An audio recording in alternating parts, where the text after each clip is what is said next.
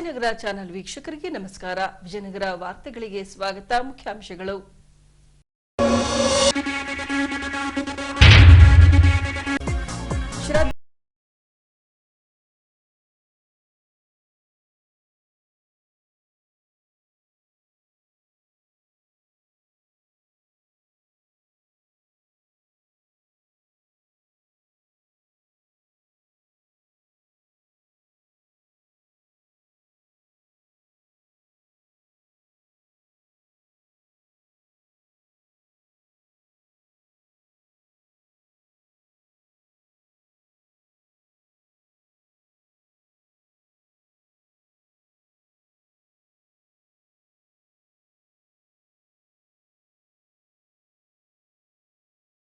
ಗಾಯನ ಮಕ್ಕಳಿಂದ ಅನಾವರಣಗೊಂಡ ಶಕ್ತಿದೇವತೆಗಳ ನೃತ್ಯ ಪ್ರದರ್ಶನ. ಈಗ ವಾರ್ತೆಗಳ ವಿವರ. ದಿನಾಂಕ 8ರಂದು ಕೊಪ್ಪಳದಲ್ಲಿ ಗವಿಸಿದ್ದೇಶ್ವರ ಸ್ವಾಮಿಯ ಮಹಾರಥೋತ್ಸವ ಕೈಗೊಳ್ಳಲಾಗಿತ್ತು. ಕೊಪ್ಪಳ ಜಿಲ್ಲೆ ಸೇರಿದಂತೆ ಹೊರ ಜಿಲ್ಲೆಗಳಿಂದ ಹಾಗೂ ಹೊರ ರಾಜ್ಯಗಳಿಂದ ಆಗಮಿಸಿದ್ದ ಲಕ್ಷಾಂತರ ಭಕ್ತರು ಅಜ್ಜನ ರಥೋತ್ಸವ ವೀಕ್ಷಿಸಿ ಕಣ್ತುಂಬಿಸಿಕೊಂಡರು. ಇಲ್ಲಿಯೂ ಕೂಡ ಅಪ್ಪುರವರ ಭಾವಚಿತ್ರ ರಾರಾಜಿಸಿದ್ದು ಕಂಡುಬಂದಿತು. ಹೌದು, ಐತಿಹಾಸಿಕ ಹಾಗೂ ಪುರಾಣ ಪ್ರಸಿದ್ಧ ಕೊಪ್ಪಳದ ಗವಿಸಿದ್ದೇಶ್ವರ ಸ್ವಾಮಿಯ ಮಹಾರಥೋತ್ಸವವನ್ನ ದಿನಾಂಕ 8ರಂದು ಸಂಜೆ ಹಮ್ಮಿಕೊಳ್ಳಲಾಗಿತ್ತು. ವಿವಿಧ ಜಿಲ್ಲೆಗಳಿಂದ ಸೇರಿದಂತೆ ಹೊರ ರಾಜ್ಯದಿಂದ ಲಕ್ಷಾಂತರ ಭಕ್ತರು ರಥೋತ್ಸವಕ್ಕೆ ಆಗಮಿಸಿದ್ದರು. ಕೆಲವರು ಕಾಲ್ನಡಿಗೆಯಿಂದ ಬಂದರೆ ಇನ್ನು ಕೆಲವರು ಎತ್ತಿನ ಬಂಡಿಯಲ್ಲಿ ಬಂದಿದ್ದರು. ಇನ್ನು ಕೆಲವರು ಟ್ರ್ಯಾಕ್ಟರ್ ಹಾಗೂ ಇತರೆ ವಾಹನದ ಮೂಲಕ ಗವಿಮಠದ ವಿಶಾಲವಾದ ಮೈದಾನದಲ್ಲಿ ಬೆಳಗ್ಗೆಯಿಂದಲೇ ರಥೋತ್ಸವ ನೋಡಲು ಕಾತುರದಿಂದ ಕಾದು ನಿಂತಿದ್ದರು. ಸಮಾರಂಭದಲ್ಲಿ ಪಾಲ್ಗೊಂಡಿರ್ತಕ್ಕಂಥ ಯುವನಾಯಕರು ಈ ಕ್ಷೇತ್ರದ ಗವಿಮಠದ ಶ್ರೀಗಳು ನಾವೆಲ್ಲ ಕಾಣ್ತೇವೆ. ಅಂದ್ರೆ ಅವರೊಬ್ಬ ಪರಿಸರ ಜೀವಿಗಳ ಇವತ್ತೇನಂತಂದ್ರೆ ಇವತ್ತ ಪರಿಸರವನ್ನ ಉಳಿಸ್ತಕ್ಕಂಥ ಒಬ್ಬ ಶರಣ ಯಾರಾದ್ರೆ ಗವಿಗಳಂದ್ರೆ ತಪ್ಪಾಗ್ಲಿಕ್ಕಿಲ್ಲ. ಮತ್ತೆ ಈ ಜಲವನ್ನ ಉಳಿಸ್ತಕ್ಕಂಥದ್ರ ಬಗ್ಗೆ ಏನಿವತ್ತ ನೀರೇನಿವತ್ತ ನಮ್ಮ ರೈತನಿಗೆ ಮುಖ್ಯ ಇದೆಯಲ್ಲ, ನಮ್ಮ ಕ್ಷೇತ್ರದ ನಾಡಿನ ಜನ ನೋಡ್ತಕ್ಕಂಥ ಕೆಲಸ ಯಾರಿಂದ ಆಗಿದೆ ಅಂದ್ರೆ ಶ್ರೀಗಳಿಂದ ಆಗಿದೆ ಅಂದ್ರೆ ತಪ್ಪಾಗ್ಲಿಕ್ಕಿಲ್ಲ. ಸುಮಾರು 300 ಎಕರೆಯನ್ನ ಹೊಂದಿರತಕ್ಕಂಥ ಗಿಣಿಗೇರಿ ಕೆರೆ ಅಲ್ಲಿ ಇವತ್ತು ಸ್ಪಾಟ್ ಆಗಿದೆ ಅಂದ್ರೆ ಕೂಡ ತಪ್ಪಾಗ್ಲಿಕ್ಕಿಲ್ಲ. ಇವತ್ತು ಈ ಮಠ ಇವತ್ತು ಇಡೀ ರಾಷ್ಟ್ರಕ್ಕೆ ತನ್ನದೇ ಆದಂತ ನಮ್ಮ ಹಿರಿಯರಾದಂತ ಜನಾರ್ದನ ಸಾಹೇಬರು, ನಮ್ಮ ಕುಟ್ಟಿ ಶಾಸಕರು.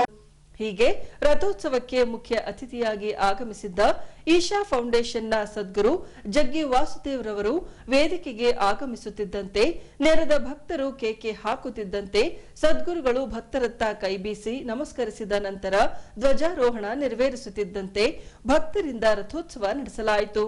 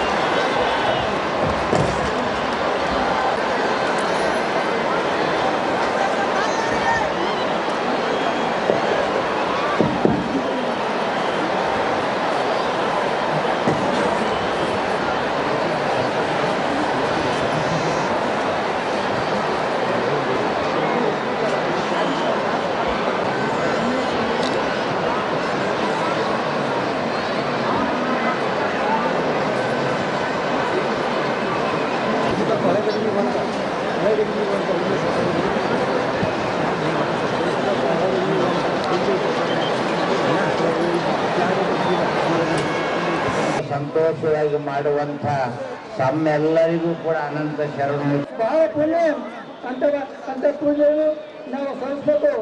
ಅವರು ಮಾಡಿದಂತ ಕಾರ್ಯ ಅವ್ರು ಇರ್ತಕ್ಕಂಥದ್ದು ಅವ್ರು ಏನು ಸಂಕಲ್ಪ ಮಾಡ್ತಾರೆ, ಅವ್ರು ಸಂಕಲ್ಪ ಮಾಡ್ತಾರೆ ಎಲ್ಲ ನಡೀತೈತೆ.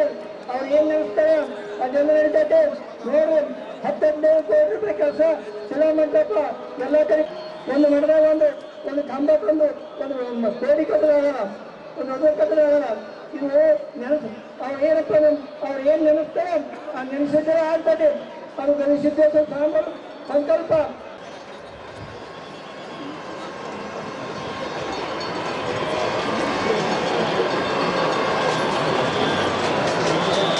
ಭಾರತ ದೈವ ಮಾಡಿರ್ತಕ್ಕಂಥ ಅಡಿಭಾವಗಳಲ್ಲಿ ಅನಂತ ಕೋಟಿಯ ನಮಸ್ಕಾರಗಳನ್ನು ಸಲ್ಲಿಸಿ ಕೊಯಿಮತ್ತೂರಿನ ಶ್ರೀಗಳಲ್ಲಿ ನಂಬುವುದು ನಮ್ಮೆಲ್ಲರ ಸೌಭಾಗ್ಯ.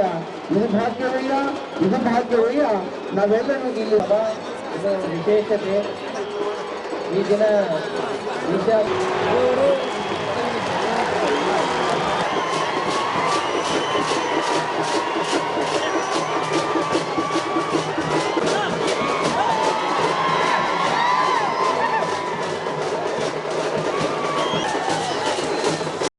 ಈ ವೇಳೆ ಸಚಿವ ಆನಂದ್ ಸಿಂಗ್, ಮಾಜಿ ಸಚಿವ ಗಾಲಿ ಜನಾರ್ದನ ರೆಡ್ಡಿ, ಕೊಪ್ಪಳದ ಶಾಸಕರು, ಸಂಸದರು, ಜನಪ್ರತಿನಿಧಿಗಳು, ಸದ್ಗುರುಗಳು ಹಾಗೂ ಕೊಪ್ಪಳ ಗವಿಮಠದ ಅಭಿನವ ಗವಿಸಿದ್ದೇಶ್ವರ ಸ್ವಾಮಿಗಳ ಆಶೀರ್ವಾದ ಪಡೆದರು. ಬಳಿಕ ಸದ್ಗುರು ಜಗ್ಗಿ ವಾಸುದೇವ್ರವರು ಮಾತನಾಡಿ, ನದಿಯಂತೆ ಭಕ್ತರು ಹರಿದು ಬಂದಿದ್ದಾರೆ. ಸಾಧು ಸಂತರು ಈ ಭೂಮಿಯಲ್ಲಿ ತಮ್ಮ ಕಾಯಕದ ಮೂಲಕ ನೆನಪು ಉಳಿಸಿ ಹೋಗಿದ್ದಾರೆ. ಅಂಥವರ ಸವಿನೆನಪಿನಲ್ಲಿ ನೀವಿಲ್ಲಿ ಸೇರಲು ಕಾರಣ ಎನ್ನುತ್ತಿದ್ದಂತೆ ನೆರೆದ ಲಕ್ಷಾಂತರ ಭಕ್ತರಿಂದ ಹರ್ಷೋದ್ಗಾರ ಮೊಳಗಿತು. ಈ ಒಂದು ದಿನ is absolutely fantastic to see that all of you, that a sea of people, everybody gathering like this with enormous enthusiasm towards a phenomenon which unfortunately is largely forgotten in this country, that human beings can live consciously and leave consciously. A human being can live in such a way that once our karma is done, we consciously shed the body as we would shed our clothes. It is absolutely wonderful of all of you that all of you are here in celebration of that. This has become a rarity in the world, in this country. There was a time where almost every town, every region had its sages, seers and yogis who consciously left their body when their work was done. But it is absolutely, what do I say, it is inspiring and it fills my heart to see that celebrating the Nirvikalpa Samadhi of Gavisiddeshwara Swami many hundreds of years ago, that all of you are here today. So you must remember this. You are here because this is a culture where we celebrate birth, life and death in the same equanimity. We are not people who fear death. We are not people who celebrate one thing and not celebrate the other thing. Every aspect of life. ಇದೇ ವೇಳೆ doctor Puneeth Rajkumar ಅವರ ಭಾವಚಿತ್ರವನ್ನು ನೀಡಿದ ಅಭಿಮಾನಿಗಳು ರಥೋತ್ಸವದ ಜೊತೆಗೆ ಸಾಗಿದ್ದು ಕಂಡುಬಂದಿತು. Hosapete inner wheel ಕ್ಲಬ್ನಿಂದ Kirloskar ಹಾಗೂ ವೆಸ್ಕೋ ಸಹಯೋಗದೊಂದಿಗೆ ಮಹಿಳೆಯರಿಗಾಗಿ ಕ್ಯಾನ್ಸರ್ ತಪಾಸಣೆ ಹಾಗೂ ಜಾಗೃತಿ ಕಾರ್ಯಕ್ರಮವನ್ನು ಹಮ್ಮಿಕೊಳ್ಳಲಾಗಿತ್ತು. ಹುಬ್ಬಳ್ಳಿಯ ವೈದ್ಯರಿಂದ ತಪಾಸಣೆ ನಡೆಸಲಾಗಿ 65ಕ್ಕೂ ಹೆಚ್ಚು ಮಹಿಳೆಯರು ಶಿಬಿರದ ಸದ್ಬಳಕೆ ಮಾಡಿಕೊಂಡರು. ಹೊಸಪೇಟೆ ರೈಲ್ವೆ ನಿಲ್ದಾಣದ ರಸ್ತೆಯಲ್ಲಿ ಬರುವ ರೋಟರಿ ಕ್ಲಬ್ನ ಸಭಾಂಗಣದಲ್ಲಿ ಇನ್ನರ್ ವೀಲ್ ಕ್ಲಬ್ನಿಂದ ಕಿರ್ಲೋಸ್ಕರ್ ಹಾಗೂ ವೆಸ್ಕೋ ಸಹಯೋಗದೊಂದಿಗೆ ಮಹಿಳೆಯರಿಗಾಗಿ ಕ್ಯಾನ್ಸರ್ ತಪಾಸಣಾ ಹಾಗೂ ಜಾಗೃತಿ ಕಾರ್ಯಕ್ರಮವನ್ನು ಏರ್ಪಡಿಸಲಾಗಿತ್ತು. ಈ ವೇಳೆ ಮಹಿಳಾ ಮತ್ತು ಮಕ್ಕಳ 60 ಹಾಸಿಗೆ ಆಸ್ಪತ್ರೆಯ ವೈದ್ಯರಾದ ಡಾಕ್ಟರ್ ಬಸವರಾಜ್ರವರು ಮಾತನಾಡಿ, ಕೆಲ ಕಾಯಿಲೆಗಳು ಆನುವಂಶಿಕವಾಗಿ ಮುಂದುವರೆದುಕೊಂಡು ಬರುತ್ತವೆ. ಅದರಲ್ಲಿ ಕ್ಯಾನ್ಸರ್ ಕೂಡ ಒಂದಾಗಿದೆ. ಅದೇ ರೀತಿ ನಾವು ಮಾಡುವ ದುಶ್ಚಟಗಳಿಂದಲೂ ಕಾಯಿಲೆಗಳು ಉಲ್ಬಣಿಸುತ್ತವೆ. ಯಾವುದೇ ಕಾಯಿಲೆಗಳ ಲಕ್ಷಣಗಳು ಕಂಡುಬಂದಲ್ಲಿ ತಡ ಮಾಡದೆ ವೈದ್ಯರ ಸಲಹೆ ಪಡೆದು ಚಿಕಿತ್ಸೆ ಪಡೆಯಬೇಕೆಂದು ಕರೆ ನೀಡಿದರು. ಕೆಲವು ಕಾಯಿಲೆಗಳು ಮನುಷ್ಯನಿಗೆ ಆನುವಂಶಿಕವಾಗಿ ಬರ್ತವೆ. ತಂದೆ ತಾಯಿಯಲ್ಲಿ ಅಥವಾ ವಂಶಾವಳಿಯಲ್ಲಿ ಯಾರಿಗಾದರೂ ಆ ಕಾಯಿಲೆಗಳಿದ್ರೆ ಆನುವಂಶಿಕವಾಗಿ ಬರ್ತದೆ. ಅಂದ್ರೆ ಕಾಯಿಲೆ ಅನ್ನೋದು ಕೇವಲ ಹುಳಗಳಿಂದ ಬರೋದಿಲ್ಲ. ಕಾಯಿಲೆ ಅಂತಕ್ಕಂಥದ್ದು ಮನುಷ್ಯ ತನ್ನ ವಂಶಿಕರಿಂದ, ತನ್ನ ಪಿತೃಗಳು ಯಾರಿರ್ತಾರೆ ಅವರಿಂದ ಕೆಲವು ಜೀನ್ಸ್ ಮೂಲಕ ಕೆಲವು ಕಾಯಿಲೆಗಳು ಬರ್ತವೆ. ಬೆಳೀತಾ ಕೆಲವು ಕಾಯಿಲೆಗಳು ಬರ್ತವೆ. ನಾವು ವಾಸ ಮಾಡ್ತಕ್ಕಂಥ ಸುತ್ತಮುತ್ತಲ ವಾತಾವರಣಗಳಿಂದ ಕೆಲವು ಕಾಯಿಲೆಗಳು ಬರ್ತವೆ. ನಾವು ನಮ್ಮಲ್ಲೇ ರೂಢಿಸಿಕೊಂಡಿರ್ತಕ್ಕಂಥ ಕೆಲವು ಹವ್ಯಾಸಗಳು ಅವು ನಾವು ಅಡ್ಡಾಡದೇ ಇರೋದಿರ್ಬೋದು, lack of mobility, sedentary life style, ನಾವು ಮಾಡ್ತಕ್ಕಂಥ ದುಶ್ಚಟಗಳು, ಡ್ರಗ್ಸು, ಸಿಗರೇಟು, ತಂಬಾಕು, ಗುಟ್ಕಾ, ಮದ್ಯಪಾನ, ಆಲ್ಕೋಹಾಲ್, ಸೆಕ್ಷುವಲ್ ಮಲ್ಟಿಪಲ್ ಪಾರ್ಟ್ನರ್ಸು, ಇನ್ನು ಕೆಲವು ನಮ್ಮ ಪೂರ್ವಿಕರ ಜೀನ್ಸ್ಗಳಲ್ಲಿ ಇರ್ತಕ್ಕಂಥ ನ್ಯೂನ್ಯತೆಗಳಿಂದ ಜೆನೆಟಿಕ್ ಪ್ರಿಡಿಸ್ಪೊಸಿಷನ್ ಆದಾಗ ನಮಗೆ ಬರ್ತಕ್ಕಂಥ ಸಾಧ್ಯತೆ ಇದೆ.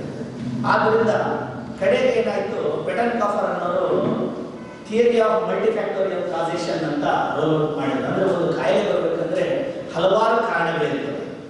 ನಮಗೆ ನಮ್ಮ ಜೀನ್ಸಲ್ಲಿ ಮತ್ತು ನಮ್ಮ ಸುತ್ತಮುತ್ತಲ ವಾತಾವರಣದಲ್ಲಿ ಮತ್ತು ಒಂದು ಕಾಯಿಲೆ ಬರಲಿಕ್ಕೆ ಒಂದು ಏಜೆಂಟ್ ಕಾರಣ ಇರ್ತದೆ. ಅದು ತಂಬಾಕು ಇರ್ಬೋದು, ಗುಟ್ಕಾ ಇರ್ಬೋದು, ಮಲ್ಟಿಪಲ್ ಸೆಕ್ಷುವಲ್ ಪಾರ್ಟ್ನರ್ ಇರ್ಬೋದು, ಹ್ಯೂಮನ್ ಪ್ಯಾಪಿಲೋಮಾ ವೈರಸ್ ಅಂತ ಒಂದು ವೈರಸ್ ಇರ್ಬೋದು, ಒಂದು ಏಜೆಂಟ್ ಕಾರಣ ಇರ್ತದೆ. ಯಾವಾಗ ಈ genetic predisposition, environmental favouring plus agent, ಈ ಮೂರಕ್ಕೂ ಒಂದು ಸಂಬಂಧ ಏರ್ಪಡುತ್ತೆ, ಅಲ್ಲಿ ಕೆಲವು ಕಾಯಿಲೆಗಳು ಉತ್ಪನ್ನ ಆಗ್ತದೆ. ಅಂತ ಒಂದು ಕಾಯಿಲೆಗಳಲ್ಲಿ ನಾನ್ ಕಮ್ಯುನಿಕೇಬಲ್ ಡಿಸೀಸಸ್ ಅಂದರೆ ಅಸಾಂಕ್ರಾಮಿಕ ಕಾಯಿಲೆಗಳು ಬಹಳ ಪ್ರಮುಖವಾದ ಪಾತ್ರವನ್ನು ವಹಿಸ್ತಾ ಇದ್ದಾರೆ. Towards getting more educated, towards getting more socialised, by getting more modernised and urbanised and leaving the traditional food habits and traditional lifestyle which we were used to follow from the ancestral days, more of urbanization, more of modernization ಮತ್ತು more of sophistication ಜೊತೆಗೆ early exposure to narcotics, drugs, addictions, the community has been getting slowly more and more predisposed for non-communicable diseases. ಕ್ಯಾನ್ಸರ್ನ ಯಾವುದೇ ಒಂದು ಸಮಸ್ಯೆಗಳು ಕಂಡು ಬಂದಲ್ಲಿ ತಕ್ಷಣವೇ ನೀವು ನಿಮ್ಮ ಫ್ಯಾಮಿಲಿ ಫಿಸಿಷಿಯನ್, ಏನು ಕುಟುಂಬ ವೈದ್ಯರು ಇರ್ತಾರೆ, ಅವರನ್ನ ಕಾಂಟ್ಯಾಕ್ಟ್ ಮಾಡಿದ್ರೆ they will guide you. And ಈ ರೀತಿಯಾದಂಥ ಹೆಚ್ಚೆಚ್ಚು ಆರೋಗ್ಯ ಸಂಬಂಧಿತ ಅವೇರ್ನೆಸ್ ಮತ್ತು ಬಡವರಿಗೆ ಸಹಾಯ ಆಗ್ತಕ್ಕಂಥ ಶಿಬಿರಗಳು ರೋಟರಿ ಮತ್ತು ಇನ್ನರ್ ವೀಲ್ ಸಂಸ್ಥೆಯಿಂದ ಹೊಸಪೇಟೆಯ ಸಾರ್ವಜನಿಕರಿಗೆ ಸಿಗಲಿ ಅಂತ ಆಶಿಸ್ತಾ, ಬಳಿಕ ಹುಬ್ಬಳ್ಳಿಯ ನುರಿತ ವೈದ್ಯರಿಂದ ಕ್ಯಾನ್ಸರ್ಗೆ ಸಂಬಂಧಿಸಿದ ತಪಾಸಣೆ ನಡೆಸಿ ವೈದ್ಯಕೀಯ ಸಲಹೆ ನೀಡಿದರು. ಬಳಿಕ ಇನ್ನರ್ ವೀಲ್ ಕ್ಲಬ್ನ ಅಧ್ಯಕ್ಷೆ ರೇಖಾ ಪ್ರಕಾಶ್ ರವರು ಮಾತನಾಡಿ 65ಕ್ಕೂ ಹೆಚ್ಚು ಮಹಿಳೆಯರು ಶಿಬಿರದ ಸದ್ಬಳಕೆ ಮಾಡಿಕೊಂಡಿದ್ದಾರೆ. ಇನ್ನು 40 ವರ್ಷ ಮೇಲ್ಪಟ್ಟವರು ಆಗಿಂದಾಗೆ ವೈದ್ಯಕೀಯ ತಪಾಸಣೆ ಮಾಡಿಸಿಕೊಳ್ಳುವುದು ಸೂಕ್ತವೆಂದು ಮಹಿಳೆಯರಲ್ಲಿ ಕರೆ ನೀಡಿದರು. ಹೊಸಪೇಟೆ ಇನ್ನರ್ ವೀಲ್ ಸಂಸ್ಥೆಯಿಂದ ಕಿರ್ಲೋಸ್ಕರ್ ಫೆರಸ್, ವೆಸ್ಕೋ ಕಂಪನಿಗಳ ಸಹಯೋಗದಲ್ಲಿ ಕ್ಯಾನ್ಸರ್ ಜಾಗೃತಿ ಹಾಗೂ ತಪಾಸಣಾ ಶಿಬಿರವನ್ನು ಆಯೋಜಿಸಿತ್ತು. ಈ ತಪಾಸಣಾ ಶಿಬಿರಕ್ಕೆ HCG ಕ್ಯಾನ್ಸರ್ ಸೆಂಟರ್ ಹುಬ್ಬಳ್ಳಿಯವರು ಸಹಯೋಗ ನೀಡಿ ಆ ಸೆಂಟ್ರಿಂದ ವೈದ್ಯರು ತಮ್ಮ ತಂಡ ಒಂದೊಂದಿಗೆ ಬಂದಿದ್ದಾರೆ. ಈಗಾಗಲೇ ಸುಮಾರು 65ಕ್ಕೂ ಹೆಚ್ಚು ಜನ ಮುಂಚೂಣಿಯಲ್ಲಿ ರಿಸರ್ವೇಷನ್ ಮಾಡಿಸ್ಕೊಂಡು ಬಂದಿದ್ದಾರೆ. ಅದರಲ್ಲಿ ಹೆಚ್ಚಾಗಿ ಮಹಿಳೆಯರು ಇತ್ತೀಚಿನ ದಿನಗಳಲ್ಲಿ ಕ್ಯಾನ್ಸರ್ಗೆ ತುತ್ತಾಗ್ತಿರೋದು ಒಂದು ಗಂಭೀರ ವಿಷಯವಾಗಿದೆ. ಅಲ್ಲದೆ ಈ ಕ್ಯಾನ್ಸರ್ ಅನ್ನೋದು ಪ್ರಾಥಮಿಕ ಹಂತದಲ್ಲಿ ತಪಾಸಣೆ ನಡೆಸಿದಾಗ ಅದಕ್ಕೆ ಸೂಕ್ತ ಚಿಕಿತ್ಸೆ ಇದೆ. ಈ ಮುಂದುವರೆದಿರುವ ವೈಜ್ಞಾನಿಕ ವೈದ್ಯಕೀಯ ತಂತ್ರಜ್ಞಾನದಿಂದ ಎಲ್ಲ ಕಾಯಿಲೆಗಳಿಗೂ ಆರಂಭದಲ್ಲಿಯೇ ಚಿಕಿತ್ಸೆ ಉತ್ತಮವಾಗಿರುತ್ತದೆ, ನಂತರದ ದಿನಗಳಲ್ಲಿ ಅದು ವಿಕೋಪ ಆಗುತ್ತೆ. ಹಾಗಾಗಿ ಮಹಿಳೆಯರು ತಮಗೆ ಯಾವುದೇ ರೀತಿಯ ದೈಹಿಕದಲ್ಲಿ ಆಗುವ ಏರುಪೇರುಗಳನ್ನ ಗಮನಿಸ್ಕೊಂಡು ಇಂತಹ ಒಂದು ಕ್ಯಾಂಪುಗಳನ್ನ ಸದುಪಯೋಗ ಪಡಿಸ್ಕೋಬೇಕಂತ ಹೇಳ್ತೀನಿ. ಇಂದು ಹೊಸಪೇಟೆ ಅಲ್ಲದೆ ಹೊಸಪೇಟೆ ಸುತ್ತಮುತ್ತಲಿನ ಹಲವಾರು ಗ್ರಾಮದ ಮಹಿಳೆಯರನ್ನು ಈ ಕ್ಯಾಂಪ್ನಲ್ಲಿ ರಿಜಿಸ್ಟ್ರೇಷನ್ ಮಾಡಿಸ್ಕೊಂಡಿದ್ದಾರೆ. ಅದೊಂದು ಉತ್ತಮ ಬೆಳವಣಿಗೆ ಆಗಿದೆ. ಅದರಲ್ಲಿ 40 ವರ್ಷದ ನಂತರ ಹೆಚ್ಚಾಗಿ ಮಹಿಳೆಯರು ಇಂತಹ ಕ್ಯಾಂಪುಗಳನ್ನ ಸದುಪಯೋಗ ಮಾಡಿಸ್ಕೋಬೇಕಂಥೇಳಿ ನಾನು ಕೋರ್ತೀನಿ. ಧನ್ಯವಾದಗಳು. ಸಹಕಾರ ಭಾರತಿ ಕರ್ನಾಟಕ ವಿಜಯನಗರ ಜಿಲ್ಲಾ ಘಟಕದಿಂದ ಅವಳಿ ಜಿಲ್ಲೆಗಳಲ್ಲಿ ಬರುವ ಪ್ರಾಥಮಿಕ ಕೃಷಿ ಪತ್ತಿನ ಸಹಕಾರ ಸಂಘಗಳ ಸಮಾವೇಶವನ್ನ ಕೈಗೊಳ್ಳಲಾಗಿತ್ತು. ಇದರಲ್ಲಿ ಸಹಕಾರ ಸಂಘಗಳ ಅಭಿವೃದ್ಧಿ ಮತ್ತು ಅಗತ್ಯ ಬದಲಾವಣೆಗಳ ಕುರಿತು ಚರ್ಚಿಸಲಾಯಿತು. ಈ ಅಂಶಕ್ಕೆ ಸಂಬಂಧಿಸಿದಂತೆ ಹೊಸಪೇಟೆ ನಗರದ ಮುನ್ಸಿಪಲ್ ಹೈಸ್ಕೂಲ್ ಮೈದಾನದಲ್ಲಿ ಬರುವ ಒಳಾಂಗಣ ಕ್ರೀಡಾಂಗಣದ ಸಭಾಂಗಣದಲ್ಲಿ ಬಳ್ಳಾರಿ ಹಾಗೂ ವಿಜಯನಗರ ಜಿಲ್ಲೆಗಳಲ್ಲಿ ಬರುವ ಪ್ರಾಥಮಿಕ ಕೃಷಿ ಪತ್ತಿನ ಸಹಕಾರ ಸಂಘಗಳ ಸಮಾವೇಶವನ್ನ ಹಮ್ಮಿಕೊಳ್ಳಲಾಗಿತ್ತು. ಈ ಸಂದರ್ಭದಲ್ಲಿ ಹಿರಿಯ ಸಹಕಾರಿ ಅಜ್ಜನಗೌಡರು ಮಾತನಾಡಿ, ಈಗಾಗಲೇ ನಗರ ಸೇರಿದಂತೆ ಗ್ರಾಮಾಂತರ ಪ್ರದೇಶಗಳಲ್ಲಿ ಸಹಕಾರ ಸಂಘಗಳು ಉತ್ತಮ ಕೆಲಸ ಮಾಡಿಕೊಂಡು ಬರುತ್ತಿವೆ. ಎಲ್ಲ ವ್ಯವಹಾರಗಳನ್ನ ಗಣಕೀಕೃತಗೊಳಿಸಲಾಗಿದೆ. ಪ್ರತಿ ಗ್ರಾಮ ಪಂಚಾಯಿತಿ ವ್ಯಾಪ್ತಿಯಲ್ಲಿ ಬರುವ ಸಹಕಾರ ಸಂಘಗಳಿಗೆ ಫ್ಯಾಕ್ಸ್ ಸೌಲಭ್ಯ ನೀಡಲಾಗಿದೆ. ಇನ್ನು ಕೆಲ ಗ್ರಾಮಗಳಲ್ಲಿ ಈ ಕೆಲಸ ಆಗಬೇಕಿದೆ ಎಂದರು. ಅದೇ ರೀತಿ ಪಾರದರ್ಶಕ ಲೆಕ್ಕಪತ್ರ ಮಾಡಲು ಪ್ರತ್ಯೇಕ ಲೆಕ್ಕಪತ್ರ ವಿಭಾಗ ಪ್ರಾರಂಭಿಸಲು ಕೇಂದ್ರ ಸಹಕಾರ ಸಚಿವ ಅಮಿತ್ ಶಾ ರವರು ಯೋಜನೆಯೊಂದನ್ನು ರೂಪಿಸಿದ್ದಾರೆಂದು ತಿಳಿಸಿದರು. ಯಾವತ್ತು 118 ವರ್ಷಗಳ ಹಿಂದೆ ನಮ್ಮ ಸಿದ್ದನಗೌಡ ಸಂಗ್ರಾಮಗೌಡ ಪಾಟೀಲ್ ಏನು ಕನಸು ಕಂಡ್ರು, ಅವ್ರ ನಿರೀಕ್ಷೆ ಕೇಳಿದ್ರು, ಈ ಗ್ರಾಮಾಂತರ ಪ್ರದೇಶದ ಆರ್ಥಿಕ ವ್ಯವಸ್ಥೆಗೆ ಸಹಕಾರ ಸಂಘಗಳು ಬಹಳ ಅತಿ ಮುಖ್ಯ ಅಂತ ಹೇಳಿದ್ರು. ಅದನ್ನ ಖಂಡಿತವಾಗಲು ಅದನ್ನ ದೃಢಪಡಿಸಿದ್ದು ಮುಂದೆ ಬಂದಿರತಕ್ಕಂಥ ಸಹಕಾರಗಳು. ಎಲ್ಲ ಸರ್ಕಾರಗಳು ಕೂಡ ಈ ಸಹಕಾರ ಕ್ಷೇತ್ರಕ್ಕೆ ಆದ್ಯತೆ ಕೊಟ್ಟು ಈ ಸಹಕಾರ ಕ್ಷೇತ್ರ ಪ್ರತಿಯೊಂದು ಗ್ರಾಮಾಂತರ ಪ್ರದೇಶದಲ್ಲಿ ಕೂಡ ಬೆಳಿಬೇಕು, ನಗರದಲ್ಲಿ ಬೆಳಿಬೇಕು ಅಂತ ಸಾಕಷ್ಟು ಬೃಹದಾಕಾರವಾಗಿ ಇವತ್ತು ಬೆಳೆದಿದೆ ಬಂದಿದೆ. ಆ ನಿಟ್ಟಿನಲ್ಲಿ ನಮ್ಮ ಪ್ಯಾಕ್ಸ್ ಏನಿದಾವೆ ಹೆಚ್ಚು ಕಮ್ಮಿ ನಮ್ಮ ಕರ್ನಾಟಕದಲ್ಲಿ ಪ್ರತಿ ಗ್ರಾಮ ಪಂಚಾಯತಿಗೂ ಒಂದೊಂದು ಫ್ಯಾಕ್ಸ್ ಇದೆ. ಬಹುತೇಕ ಕೆಲವು ಕಡೆ ಇನ್ನೂ ಇಲ್ಲ, ಇನ್ನೂ ಆಗ್ಬೇಕು. ಆ ನಿಟ್ಟಿನಲ್ಲಿ ನಮ್ಮ ನೂತನ ಸಹಕಾರ ಸಚಿವರಾಗಿರ್ತಕ್ಕಂಥ ಅಮಿತ್ ಶಾ ಅವರ ಚಿಂತನೆ ಏನಿದೆ, ಪ್ರತಿಯೊಂದು ಗ್ರಾಮಕ್ಕೂ ಕೂಡ ಈ ಪ್ಯಾಕ್ಸ್ಗಳು ಹಬ್ಬಬೇಕು. ಈ ಪ್ಯಾಕ್ಸ್ನಿಂದ ಆ ಗ್ರಾಮ ಪಂಚಾಯತಿಗೆ ಸಂಪೂರ್ಣ ಆರ್ಥಿಕ ಚಟುವಟಿಕೆಯ ಕೇಂದ್ರ ಬಿಂದು ಅದಾಗಬೇಕು. ನಾವೆಲ್ಲರೂ ಕೂಡ ನಮ್ಮದೇ ಒಂದು ಬ್ಯಾಂಕಿಂಗ್ ವ್ಯವಸ್ಥೆ, ಆರ್ಥಿಕ ವ್ಯವಸ್ಥೆಯಲ್ಲಿ ನಾವು ಬದುಕಬೇಕು ಅಂತಕ್ಕಂಥ ಕನಸನ್ನು ಕಂಡಿದ್ದಾರೆ. ಈಗಾಗಲೇ ಅದಿಲ್ಲ ಅಂತಲ್ಲ, ಇದೆ. ನಮ್ಮಲ್ಲಿ ಪ್ಯಾಕ್ಸ್ಗಳಿದ್ರು ಕೂಡ ಇನ್ನೂ ಅನೇಕ ಮೂಲಭೂತ ಸೌಕರ್ಯಗಳಿಂದ ವಂಚಿತವಾಗಿದ್ದಾರೆ. ಕಾಂಪ್ಯೂಟರೈಸೇಷನ್ ಆಗಿ ಸುಮಾರು 30-40 ವರ್ಷ ಆಗಿದ್ರು ಕೂಡ ನಮ್ಮಲ್ಲಿ ಈಗ ತಾನೇ ಆ ಕಾಂಪ್ಯೂಟರೀಕರಣಕ್ಕೆ ಗ್ರಾಮಾಂತರ ಪ್ರದೇಶಗಳಲ್ಲಿ ಒತ್ತು ಕೊಡ್ತಾ ಇದ್ದೀವಿ. ಇದು ಖಂಡಿತವಾಗಲೂ ಆಧುನಿಕ ತಂತ್ರಜ್ಞಾನವನ್ನು ಬಳಸಿಕೊಂಡು ನಾವು ನಮ್ಮ ಗ್ರಾಮಾಂತರ ಪ್ರದೇಶದಲ್ಲಿ ನಮ್ಮಲ್ಲಿ ಗ್ರಾಮೀಣ ಬ್ಯಾಂಕ್ ಇರಲಿ, ಬೇರೆ ಯಾವುದೇ ರಾಷ್ಟ್ರೀಕೃತ ಬ್ಯಾಂಕ್ ಇರಲಿ, ಅದಕ್ಕೆ ಸರಿಸಮಾನವಾಗಿ ನಿಲ್ಲುವಂತ ವ್ಯವಸ್ಥೆ ಈ ಪ್ಯಾಕ್ಸ್ ಮೂಲಕ ಆಗಬೇಕು ಅಂತಕ್ಕಂಥದ್ದು ಅವ್ರ ಕನಸು. ಅವರು ಅಧಿಕಾರ ವಹಿಸಿಕೊಂಡ ಮೊದಲೇ ಒಂದು ಸಾರ್ವಜನಿಕ ಸಮಾವೇಶದಲ್ಲಿ ಹೇಳಿದ್ರು, ನಾವು ಪ್ಯಾಕ್ಸ್ ಇಂದ ಅಪೆಕ್ಸ್ ವರೆಗೂ ಒಂದು ಯೂನಿಫಾರ್ಮ್ ಸಾಫ್ಟ್ವೇರ್ ಅನ್ನ ತರ್ತೀವಿ. ಈ ಲೆಕ್ಕಪತ್ರ ಮೇಂಟೈನ್ ಮಾಡ್ತಕ್ಕಂಥದ್ದು ಏನಾಗಿದೆ ಇವತ್ತು ಸವಾಲಿನ ಕೆಲಸ ಆಗಿದೆ. ಮ್ಯಾನ್ಯಲಿ ಮಾಡ್ತಾ ಇದ್ದಾಗಂತೂ ಕೂಡ ಅದನ್ನ ಹೊಂದಾಣಿಕೆ ಮಾಡ್ತಕ್ಕಂಥದ್ದಾಗಲಿ, ಅಲ್ಲಿರ್ತಕ್ಕಂಥ ಅವ್ಯವಹಾರಗಳನ್ನ ಕಂಡುಹಿಡಿದು ಅವ್ರನ್ನ ತಪ್ಪು ಮಾಡಿದಂತ ಶಿಕ್ಷೆ ಕೊಡತಕ್ಕಂಥದ್ದು 20-30 ವರ್ಷ ಹೋಗ್ತಾ ಇತ್ತು. ಇವೆಲ್ಲವನ್ನು ಕೂಡ ಹೋಗಲಾಡಿಸ್ಬೇಕು. ಒಂದು ಪಾರದರ್ಶಕ ಲೆಕ್ಕಪತ್ರ ವಿಭಾಗವನ್ನು ತರಬೇಕು ಅಂತಕ್ಕಂಥದ್ದು ಸನ್ಮಾನ್ಯ ಅಮಿತ್ ಶಾ ಅವರ ಒಂದು ಯೋಜನೆಯಲ್ಲಿ ಅಡಗಿದೆ. ಬಹುಶಃ ನಾನು ಇವತ್ತು ಹೆಚ್ಚಿಗೆ ಮಾತಾಡೋದಿಲ್ಲ, ಅದರಲ್ಲೇ ನುಡಿತಾ ಇರ್ತಕ್ಕಂಥ ನಮ್ಮ ವಿಶ್ವನಾಥ್ ಪಟೇಲ್ ಮತ್ತು ಹರೀಶ್ ಅವರು ಅದೇ ಕ್ಷೇತ್ರದಲ್ಲಿ ಕೆಲಸ ಮಾಡಿರ್ತಕ್ಕಂಥವ್ರು ಇದ್ದಾರೆ. ಅವರು ಹೆಚ್ಚಿನ ವಿಷಯಗಳನ್ನ ಮಾಡ್ತಾ ಇದ್ದಾರೆ. ಕರಾಟೆ ತರಬೇತುದಾರ ಮಾಸ್ಟರ್ ಅಕ್ಬರ್ ಸಾರಥ್ಯದ ಶೋಟೋಕಾನ್ ಕರಾಟೆ ತರಬೇತಿ ಶಿಬಿರದಿಂದ ಕರಾಟೆ ತರಬೇತಿ ನೀಡಿಕೊಂಡು ಬರಲಾಗಿದೆ. ಹೀಗೆ ಅರ್ಹ ಕರಾಟೆ ಪಟುಗಳಿಗೆ ಬೆಲ್ಟ್ ವಿತರಿಸುವ ಕಾರ್ಯಕ್ರಮ ಹಮ್ಮಿಕೊಳ್ಳಲಾಗಿತ್ತು. ಹೀಗೆ ಹೊಸಪೇಟೆಯ ಹೊರವಲಯದಲ್ಲಿ ಬರುವ ಜಂಬುನಾಥ ದೇವಸ್ಥಾನದ ಆವರಣದಲ್ಲಿ ಹೊಸಪೇಟೆ ಇಂಟರ್ನ್ಯಾಷನಲ್ ಶೋಟೋಕಾನ್ ಕರಾಟೆಯಿಂದ ತರಬೇತಿ ಪಡೆದ ಕರಾಟೆ ಪಟುಗಳಿಗೆ ಬ್ಲಾಕ್ ಮತ್ತು ಕಲರ್ ಬೆಲ್ಟ್ ವಿತರಿಸುವ ಕಾರ್ಯಕ್ರಮ ಕೈಗೊಳ್ಳಲಾಗಿತ್ತು. ಇದಕ್ಕೂ ಮುನ್ನ ಕರಾಟೆಯ ವಿವಿಧ ಭಂಗಿಯ ಪರೀಕ್ಷೆ ನಡೆಸಲಾಯಿತು.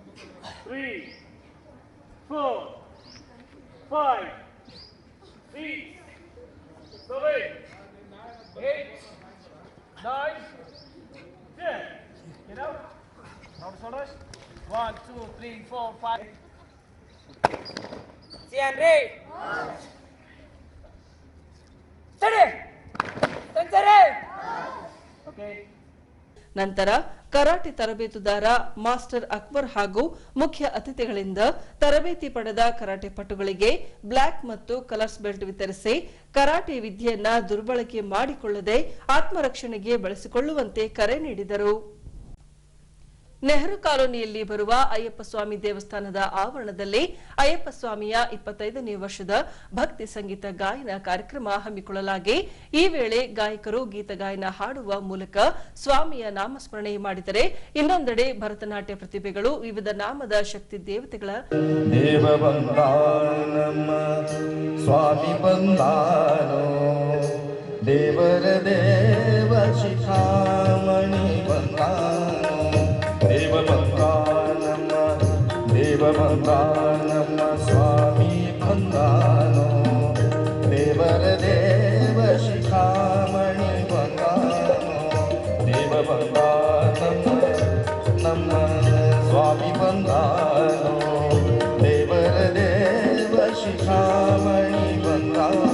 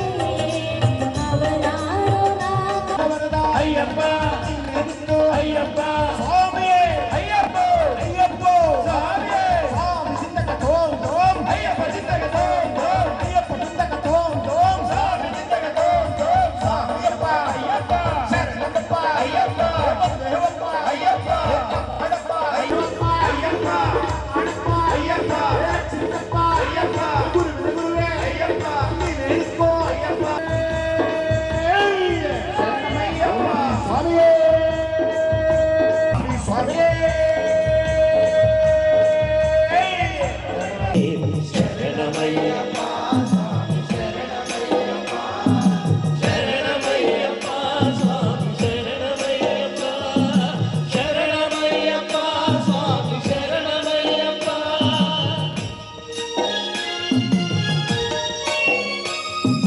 ಶರಣ ಕೀರ್ತನಂ ಸ್ವಾಮಿ ಶಕ್ತಮಾನಸೋ ಭರಣರೋಗಪಂ ಸ್ವಾಮಿ ನರ್ತನಾಲಸೋ ಅರುಣವಾಸುರಂ ಸ್ವಾಮಿ ಭೂತನಾಯಕಂ ಹರಿಹರಾತ್ಮಜಂ ಸ್ವಾಮಿ ದೇವಮಾಶ್ರಯೇ ಪ್ರಣವ ಸತ್ಯಕಂ ಸ್ವಾಮಿ ಪ್ರಾಣನಾಯಕಂ ಪ್ರಣತಕಲ್ಪಕಂ ಸ್ವಾಮಿ ಸುಪ್ರಭಾಷಿತಂ ಪ್ರಣವಮಂದಿರಂ ಸ್ವಾಮಿ ನಿತ್ಯಪ್ರಿಯಂ ಹರಿಹರಾತ್ಮಜಂ ಸ್ವಾಮಿ ದೇವಮಾಶ್ರಯೇ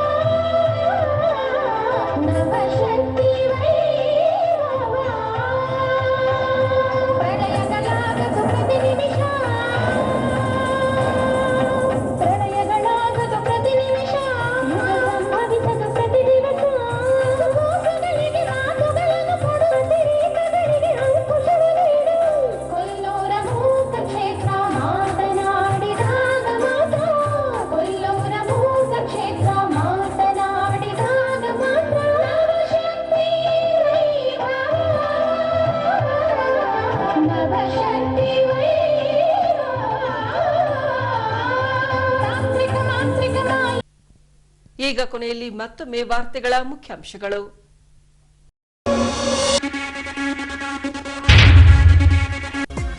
ಶ್ರದ್ಧಾ